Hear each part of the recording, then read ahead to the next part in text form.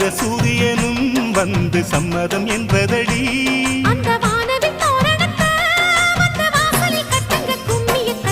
செம்பருத்தி பூ சேலைய கட்டி படிக்குது ஒரு பாட்டு, இது பருவத்தோட கூத்து.